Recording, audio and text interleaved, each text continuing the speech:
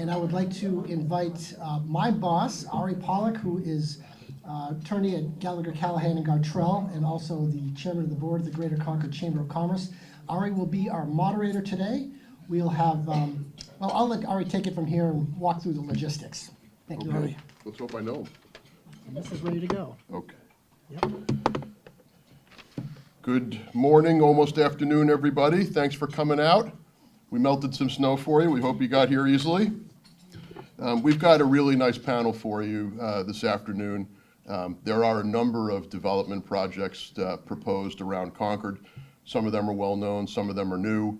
And we've got two of the biggest and some individuals for each project who really know their stuff. They know their way around a development project, and they know their way around a presentation. And I'm pleased to introduce them both.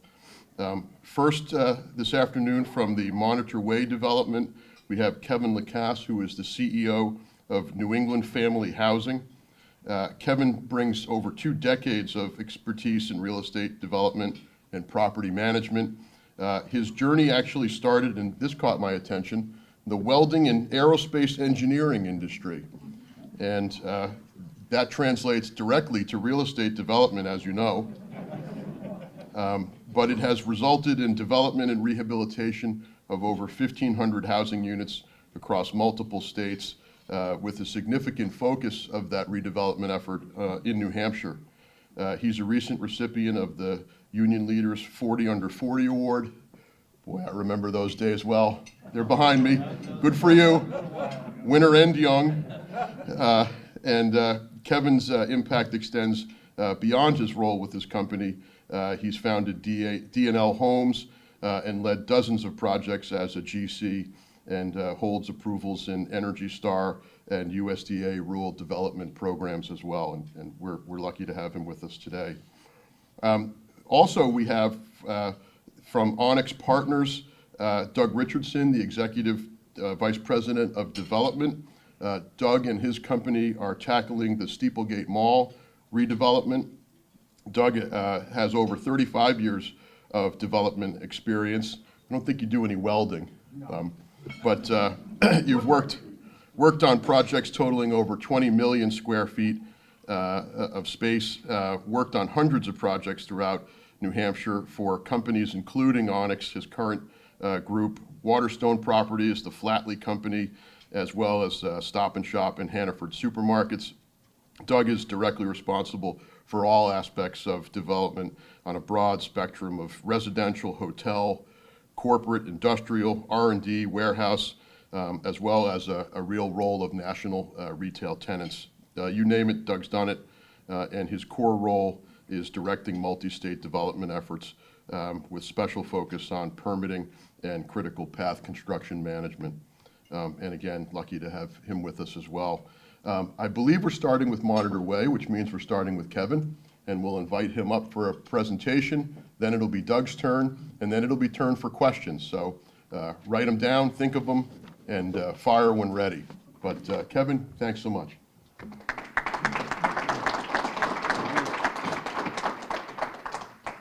Thank you, Ari, and thank you everybody else for coming out tonight, and our mayor and councilors that are here as well. So yeah, aerospace wasn't challenging enough, so I decided to get into housing development, which is way more challenging. So I'm here to talk about Monitor Way. It's an exciting project that we have here, but before I do, just want to throw a statistic out there. So a stabilized vacancy rate for housing is 5%. What's that mean? 1 in 20 apartment units should be vacant at any given time for somebody out looking for an apartment to be able to rent one up. Right now in Merrimack County and so forth, the vacancy rate is 0.3%. What's that mean? That's 1 out of every 333 apartment units being available for rent at any given time. So we do have a real challenge on our behalf. And it's going to take projects like this, as well as project at Steeplegate and others, to really get to a point of being back before stabilization. So this is an overall context plan of our project, the Monitor Way. So just to kind of give you guys a reference of where it is there a Okay, so this is the Concord Monitor Building in Suez Falls to the south, and then to the west we have the Merrimack River. To the north we have Merchants Way and Market Basket and everything that the Rossios have done up here, and then we have I-93. So this is kind of a zoomed in approach. So like I said, we need housing, but we don't need housing of just one type. We don't need all affordable housing. We don't need all McMansions. We do need it all because, you know, there's a lot of talk about affordable housing. Well, there's a lot of people that are currently occupying affordable housing that would love to move up into something more higher end or purchase a house, and there's just nothing on that side for inventory either.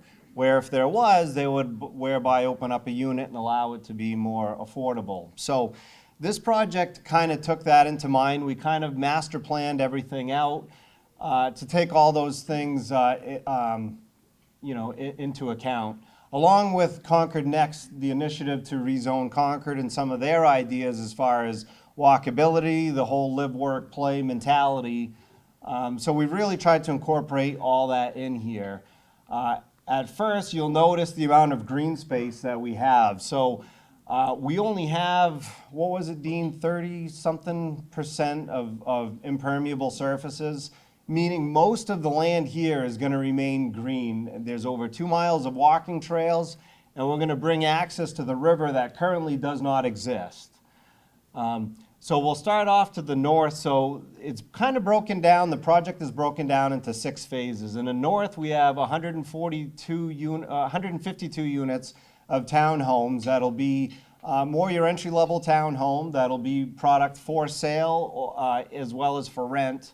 As we move south, we have a self-storage component, which would be a climate-controlled multi-story self-storage, as well as some of your traditional drive-up. And then in kind of the center here, we have like an urban village, which will be about 110,000 square feet of commercial retail space, as well as 327 market rate apartment units up above. The retail will be, you know, and we can get it, we haven't fully programmed that out yet, but it'll be, you know, coffee shops and you know, smaller retailers and so forth. Then here we have 151 units of workforce housing for rental units. And then we have in this section here 223 units of your more traditional market rate housing complex, a little bit more amenity rich. And then over here we have 71 units of condos that'll be a little bit higher end on the river, and that'll be product for sale. And I'll get into the phasing of how we're going to build this out here in just a bit. So we have a couple streetscapes. As we said, the Concord Next program is really looking to make communities more walkable, as opposed to having a building, you know, more in the back of a parking lot. So when you come in, you're driving into a parking lot. And here we wanted to bring all that kind of forward. So this is just kind of a streetscape showing how it's more of a downtown feel to it. A lot of community space for pedestrians and so forth. Here's another look kind of at that urban center, looking across the center where we have a raised sidewalk going across, which again is more pedestrian friendly. We've kind of programmed a couple of areas for some food trucks as well as some other gathering spaces. And then just a couple of other amenities along the river that we were looking at doing. A pavilion, again, kind of a gathering space for different public events, as well as a playground and a dog park. So here's a kind of a closer image. As you can see, some more of that kind of community meeting space in our kind of center mall area here, which would all be pedestrian, the main road kind of going this way with a raised platform slowing down traffic and again allowing more walkability of the space. This is the picture of the 223 market rate units where we have underbuilding parking, so there'll be covered parking, as well as quite a bit of greenery in the parking lot as well, just to even soften that space up a bit, and then an amenity center here. And then the workforce housing unit, again, kind of the same fit and feel as the market rate units. You know, green space out in the parking lots as well to kind of soften that up. And then, again, so this is a parking count. So you can see we've got a total of 1,076 parking spaces. Obviously, people still travel in cars and need a ton of parking, but we've arranged it in such a way that it doesn't conflict with the pedestrian and the walkability of the place where people are dodging cars and so forth to move around. So it's kind of, you know, the parking is kind of out in the rear of the building. We do have some angled parking along the streets for the retail spaces along the main road there. So this is kind of our phasing diagram. So the plan is to start kind of from the north. We have the Merchants Way development and so forth to the north of this, coming in and starting with the townhouse units and getting construction underway on that. Shortly after, moving to the urban center where we can start building those out. And again, they're non-competing housing uses, so the absorption and so forth will take place kind of quick, because whoever's looking to purchase a townhome isn't necessarily looking to live in a flat style apartment over retail. Same thing with the workforce housing, which would come on right after that, being a different type of housing than the other two. Followed by the 171 condo units that'll be, again, higher end product for sale, again, non-competing. So all of these things can be being built and coming online sort of simultaneously without oversaturating the market in any one type of housing choice. And then this last piece of market rate housing would come in kind of following the absorption of the market rate housing over here in the urban center. And then the self-storage, that we feel will be a need. There'll be a lot of people living here in an apartments, and people accumulate stuff. It's just a fact of being human. And in order to keep the site clean and so forth, we figured that it was important to have a storage component in the overall project. So that's kind of where we're at in the project right now. We are still obviously in the planning phases of it. We're in the process of conducting the traffic study now, which should be done hopefully later this month. And then we'll continue working with city staff, city council, as well as planning board to bring this great project to you guys. So that's all I had, and I guess we're waiting for questions until after? Yeah. Okay. All right, very good. Thank you.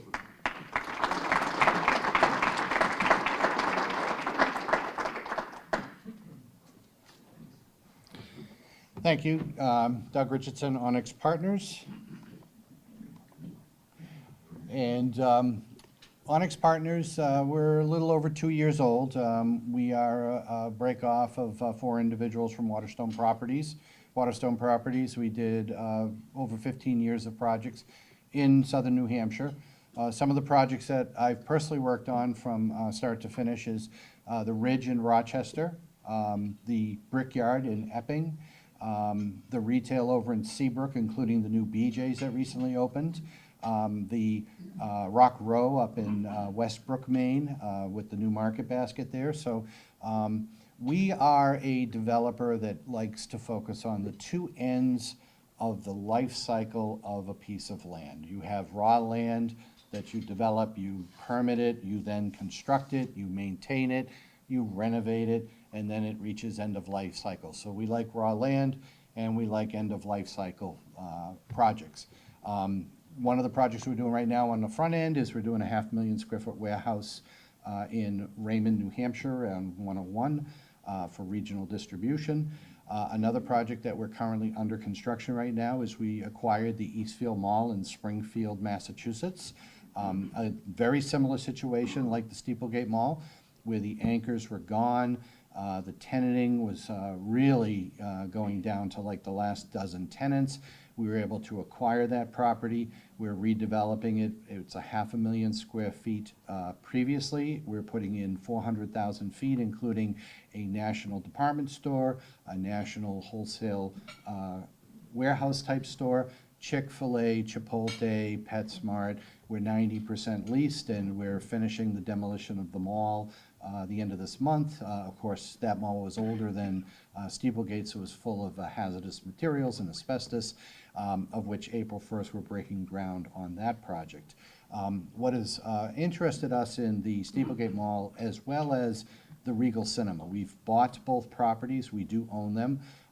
We are looking to redevelop, but the challenge with this one, different than Springfield, is there are some existing tenants that we could not work with. They have long-term leases, so they had to stay and we had to work around them, whereas we had more of a clean slate out at the Eastfield Mall. So this is the mall right now. Let's just make sure I can, there we go. So here's the mall. It's about 500,000 square feet. We have the Regal Cinema. It's about 30,000 feet.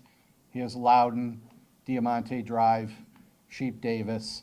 The Applebee's and the TD Bank we do not own. They are properties that are under separate ownership and will not be addressed in the development other than circulation and coordination of the project. This is the layout that we have currently. We are working with the City of Concord Planning Board, Zoning Board, and all the other various departments such as Conservation. The entry drives on Loudon and Sheep Davis are going to remain as they are. But what we wanted to do is take something that was really underutilized, and the whole area of the Heights is not very pedestrian friendly. So we are creating new right-of-ways through here and down here to align with Triangle Park Drive. They are fully compliant city right-of-ways with sidewalks, landscape buffers of the sidewalks from the road, trees, to really enhance the circulation around and to get to some of the other properties like the Target and the Home Depot in the area. We're focusing the west side more as a commercial development, much like what is on Loudon now. This is the existing J.C. Penney. This is the Altitude trampoline park. And this was that charter school. It's vacant now. We're going to be relocating the zoo into that space. And what you see here in orange are commercial uses. We have a national grocery store that is committed to going here.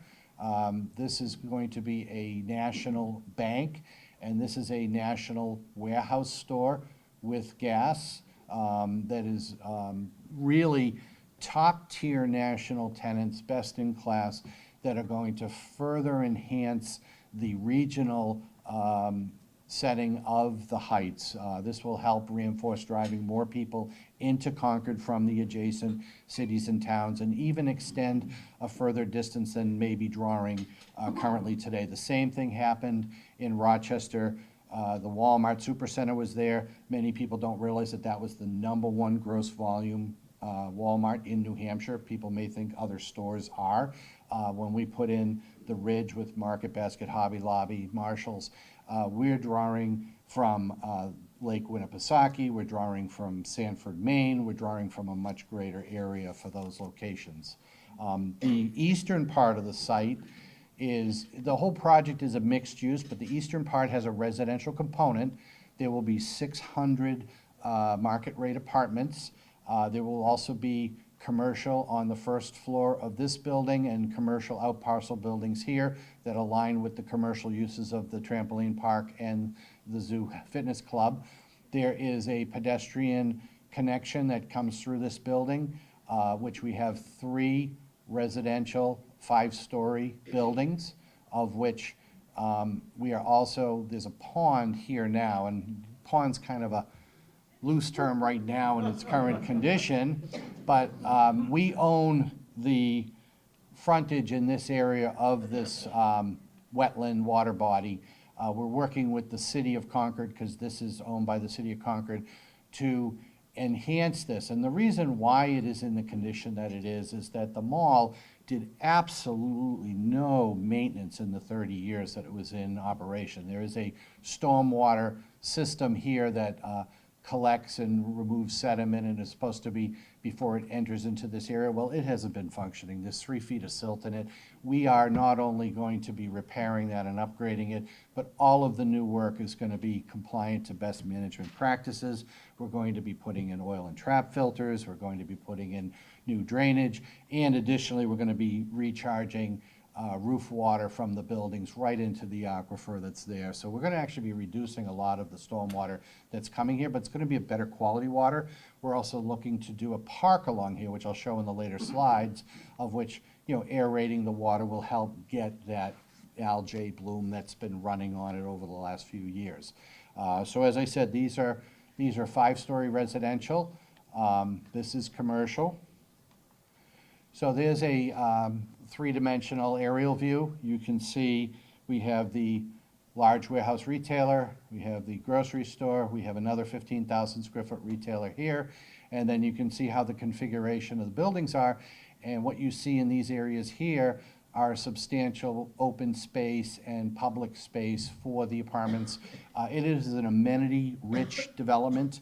It's going to have dog park, pool, outdoor barbecue area. You know, we really, you know, want this. And the other thing, which is a big amenity, is there is parking underneath these buildings so that there's covered parking available to residents who want that as an option, which is something kind of unique in this market right now, to be able to pull in, get in an elevator down in the garage, bring your stuff right to your floor versus surface parking. Again, you can see this, we're working with Embark as our architect. These are the type of projects that they've done recently. They've done a lot in Dover, New Hampshire, as well as Portsmouth. But this is the style of the building that we're doing here at the development. It is a true integrated mixed use rather than a mixed use that has separate zones or areas.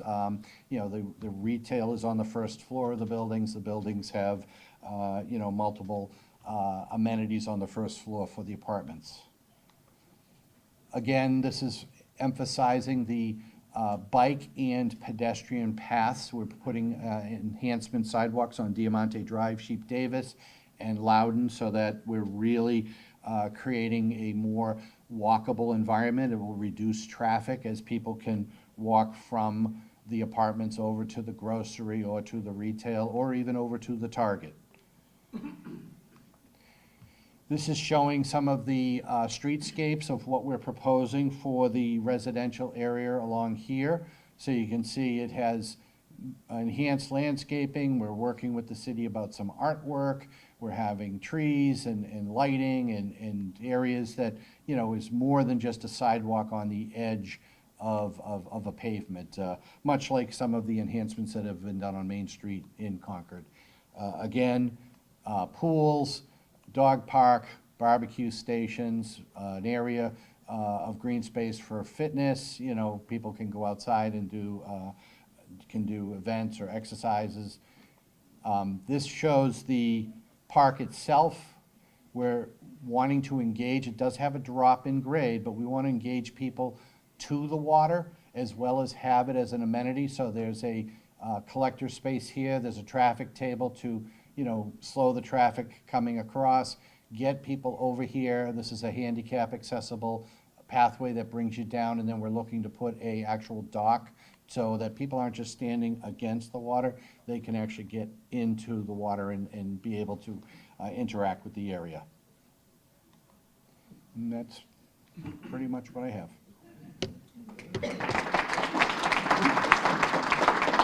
You guys want to stay up here?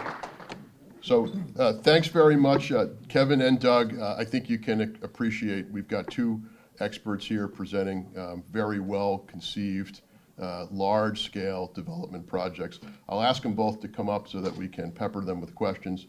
And I'll start it off this way by just saying, you know, each project is unique. Each project is different. They're in very different areas of the city. But what they have in common, of course, is that they're ambitious and they're timely. And I guess, you know, one of the thoughts or questions, I do land use law work. I'm familiar with the development business. My tagline all the time is small projects have small challenges, big projects have big challenges. So what do you each see as some of the core challenges of your respective projects? And at the risk of shutting down the entire AV system here, I'll see if we can hand this microphone around a little bit. Maybe not. Yeah, here we go. Thank you. So with our project, I would say probably one of the biggest challenges is it's currently zoned industrial, so we've got to work with city staff and city council to rezone the property to allow the use that we want. Secondly, there's quite a bit of infrastructure that needs to get put in, and infrastructure today is not very cheap. So we've got a couple brook crossings that we've got to cross, and it's all doable, but the cost of that construction is definitely a challenge to the project. One of our biggest challenges was getting control of the property from the former developer. We have been involved in other projects. They were the owner, and they have a history of minimal maintenance, is probably the best way to put it. And so it was very difficult ability to get through diligence and closing. And with that also, we paid a premium for the property. And that was probably one of our bigger challenges, is to get a property in its location, its type. It is expensive, but unfortunately, as Kevin says, utilities are an issue because all utilities of them all are not conducive to a new mixed-use development, so they're all being tossed away, and we have new infrastructure that has to come in, as well as the right-of-ways that are important for the circulation and the way that this project's going to function as a multi-use, multi-family project. The other thing is the constraints of the tenants that are there now. There are projects out there that are completely available, but working around them is probably one of our biggest challenges in getting everybody to agree and get along. Okay, we've reached the audience participation part of the program. Jim, please, question? Question for Doug. Doug, do you have any workforce housing in your project? There's a lot of workforce housing that's already been not only proposed but approved in the area. We are looking at market rate, no bigger than 2 bedrooms, so 1 and 2 bedrooms, some studio. The type of product we have is going to appeal to empty nesters that want to stay in Concord, that no longer want to have a full residence. Kids may have been grown, but also young professionals. And being a capital city and having Payson Drive and downtown, and having all these state Department of Transportation and DES, there are young professionals that currently don't have the type of product like this available in the city. And so we're getting a real great response of people looking for that type of product. Thank you. Mr. Duper, you know anything about development? No, I made enough mistakes, I would say how not to do it, but this is for Kevin. That's a great project on an underused piece of property. It needs a lot of infrastructure. Concord, as I'm sure you've learned, has a 50-year history through many mayors and city managers of making it very clear that the city does not pay for infrastructure for private developments that are for profit. Are you still going to be able to tackle this nut, the current construction pricing and interest rates with that kind of infrastructure burden? Well, it's a good question. It's definitely a challenge. It was the first thing that I said. We do have a project here of substantial scale. So when you start to break down the cost of that infrastructure on a per unit basis, it starts to make a lot more sense. But we are still working with city staff and city council on some of those challenges. So. Fair enough. Question on my left here. Hi, yeah, Dennis Huber with Grand State Credit Union.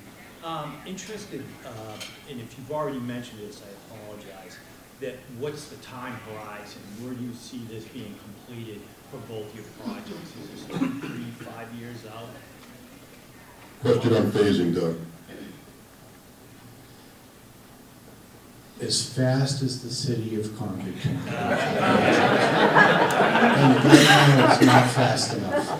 We have a large anchor tenant that is willing to open November of this year if we can get it approved and get in the ground by May 1st. I'm not saying that's what is going to happen, but if it could, hint, hint to the city, you would have something that would be open and already contributing to the tax roll. The rest of the scope of the project, we're looking for the west side retail, including that supermarket, to open summer of 2025. We would break ground spring of 2025 on the apartments, and the apartments would be complete by fall of '26. And that's working with the city as they're doing upgrades to the pump station on our property. They're running new gravity and force mains on our property, and will be all up and running projected summer of '26. Awesome. And just a little word based on what we're talking about here. Mall currently pays $500,000 a year in taxes. With this fully built out in 2026, we'll be paying over $5 million in taxes a year. Hurry up, Concord. I'll second what Doug said. I mean, it really, you know, we talk about the need for housing in New Hampshire, and they say we need 23,000 units right now, and we need 90,000 units by 2040. Based on how long it takes to get things approved, there's no way those numbers are even possibly going to happen. So it's definitely true as far as, you know, I mean, we've been, you know, in the process of engineering and meeting with the town, with the city since middle of 2022. But anyway, we're hoping to be able to get through the approval process this year, break ground next year, and we figure it'll be probably about a 6-year phased project before we get to the completion. And as far as, you know, you made a great point about taxes. Between these two projects alone is going to bring over 10 million of tax revenue to the city of Concord right now. And, you know, from $500,000, which Doug is gratefully paying, but with our project, it's in current use. It's not producing anything for tax revenue right now, and when we're done, it'll be over $6 million in tax revenue coming in. So the importance and time and speed of getting this approved is definitely critical. One more thing directly related to the Chamber of Commerce. Our properties that we've worked on in the past in New Hampshire, we've always had a local focus. The Brickyard has popovers, beach plum. We made a direct effort to not have national chain restaurants. We want to work with local, Best of New Hampshire magazine, Pepper's Landing over in Rochester. You know, those are the type of tenants. So what I'm saying is, if you would like to be one of the businesses on the strip building or the first floor of this mixed-use development, please talk to us. We love working with local. Is that Brenda there? Yep. Yeah. Hi, I have one question just for Monitor Way, and then I have a question for both. On Monitor Way, your riverfront access, is that just going to be for those townhouses that are against the river, or is that going to have a public park area as well? So we do intend on having some public access to the river as well. So we're looking at how to lay it out exactly. There'll probably be one that'll be more private access, and then one that'll be more of a public access. Great, and then my second question for both of you is, have you considered having bike racks available to the work and live areas, or bike lockers, so that people aren't trying to carry bicycles up and down with this whole work, live, play mentality, motorcycle parking, that kind of thing, smaller spaces, more spaces available? Yeah, absolutely. We're taking all those things into consideration. EV charging stations for electric vehicles, pedestrian. You know, we own and manage quite a few multifamily properties, and we've learned the hard way, you know, people dragging bikes upstairs and banging against walls and so forth. So, yeah, it's definitely important. I mean, the more we want to get people out there, you know, being mobile through bikes and so forth, yeah, we definitely need to program that in there, so, yeah.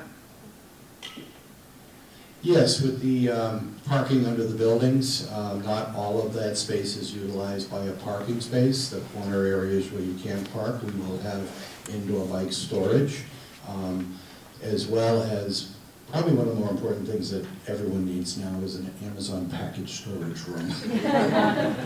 We found that we had to put that in some of the projects we were doing, and it's an essential part because of all the deliveries that come now. Okay, yep, right here in the front. Noah Hodges, Office of Planning and Development with the State Department of Business and Economic Affairs, also a Concord resident. Doug, have you looked at on the parking front for Steeplegate, kind of trying to consolidate some of the parking from the different uses, either looking, I know you mentioned subsurface parking for the residential buildings, but again, a multi-level garage, how do you think that kind of consolidate some of the parking? We are working with the zoning board right now. We have one of our variances is on the parking. The current ordinance is much greater retail. Retail has changed a lot in the last 15 years. You look at a Lowe's, a Home Depot, a Target parking lot, and Walmart even, more than half that parking lot is not being utilized day to day. And the whole Black Friday situation has really calmed itself down where it's not those extreme peaks. So, you know, we are looking to not only right size for the uses, but as well as we're working with Vanessa Associates, our parking consultant, for what's called non-simultaneous occupancy, which is the crossover of commercial to residential parking. Thank you. Fill in the back. I think it was Doug who mentioned 1 and 2 bedroom units. Have you given any thought, and this is for both, of the impact on the school population and discussions with the school district about that? I've worked on a lot of multifamily projects. As Ari mentioned earlier, I work for the Flatwood Company, who has a lot of product in the southern New Hampshire market, including some of the newer stuff that John Flatley has done. We've done paid studies with professionals in all the towns when Merrimack, Nashua, those projects were being done. A 300-unit project, which is half the size of what we're proposing, was about 14 children. So we're looking at about 28 children because, as I mentioned earlier, it's young professionals and it's empty nesters. And when you have this amenity-rich type of apartment style, it's a very low count of children. That's a good point, and that's K through 12. That's not per grade. So, you know, that's only a couple students per grade level.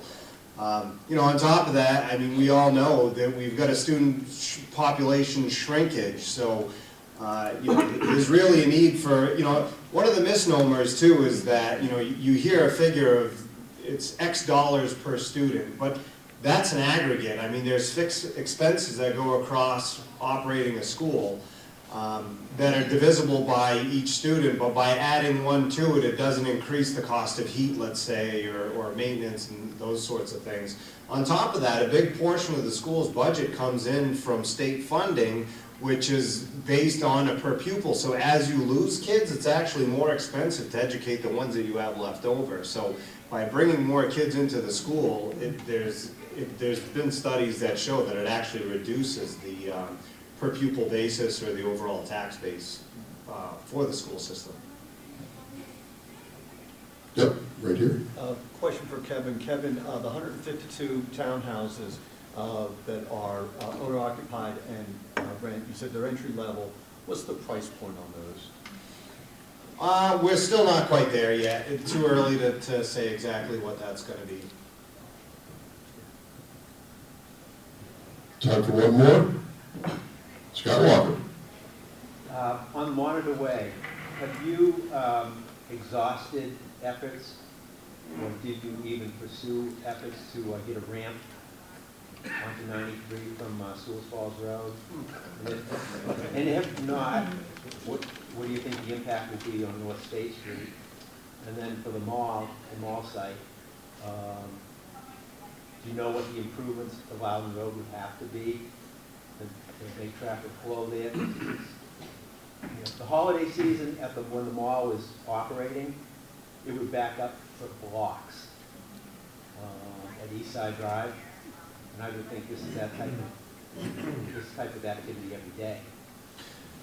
Do you know which way traffic's going to flow on that coming out of that site? So I'll let Doug answer after, but as far as Monitor Way, you know, we did have a discussion regarding an off-ramp off of 93. Excuse me. The state has their own plan on what they're doing with 93 and widening it and so forth. We're not involved in that. We are in the process of completing our traffic study now, so as far as what off-site improvements would be required to handle the flow of traffic, we're still working on that, and we should know more by the end of the month on that.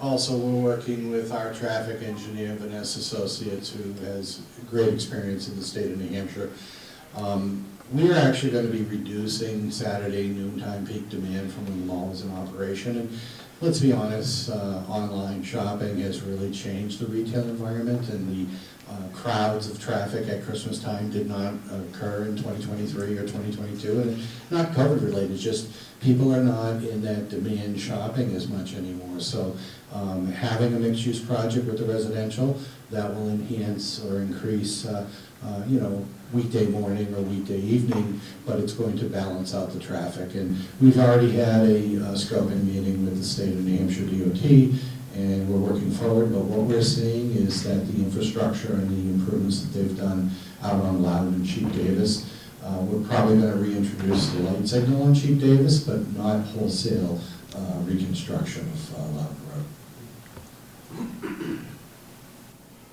Super. I want to thank both of our presenters today for a great program.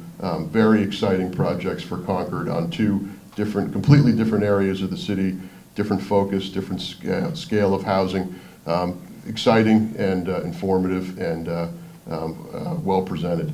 I also want to thank all of you for coming. I think the old adage is when you have a dinner or a lunch party, you got to have good food, good people, and good conversation. I'd say we nailed it.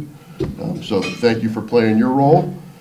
We always try to get you out and back to work by 1 o'clock, and we're going to do that too. And let me also thank Monitor Way for helping sponsor the event and bringing us all together today. And of course to the Chamber and its staff for letting me perform. So thanks and have a great day, everybody.